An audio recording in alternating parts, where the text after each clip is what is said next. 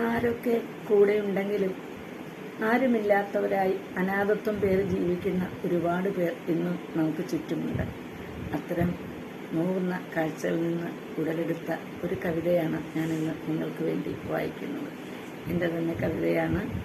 കവിതയുടെ പേര് കുട ചൂടിയിട്ടും മഴ നനയുന്നവർ. ഗദ്യകവിതയാണ്. ആരൊക്കെയോ ഉണ്ടെന്നിരിക്കലും അസ്വസ്ഥമാം ചിന്തതനാഴങ്ങളിൽ മുങ്ങാങ്കുഴിയിട്ട് ഭ്രാന്തമായി അലയുന്ന മനസ്സിൻ ചില്ലയിൽ മോഹങ്ങളെ ബന്ധിച്ച് സ്വസ്ഥമായി ഒന്നുറങ്ങാൻ ശ്രമിച്ചാലും വ്രണിതമാക്കപ്പെട്ട നൊമ്പരങ്ങൾ ഇരുൾ തുരന്ന് എത്തുന്നു നിത്യവും. കെട്ടിയ വേലികളൊക്കെ പൊളിച്ചിട്ട് നഗ്നത പുണരുവാൻ വെമ്പുന്നു നിശയും.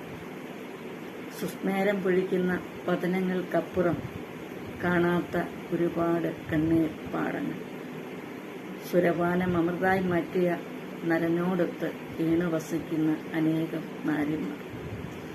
ഇടതടവില്ലാതെ പെയ്യുന്ന നോവാം മാരിയിൽ നിദ്ര വിട്ടൊഴിഞ്ഞ പാതിരാവുകളിലും നേരം വെളുത്തപ്പോൾ തോന്നുന്ന കൂരയിൽ പാത്രം നിരത്തി കാത്തിരിക്കുന്നവർ.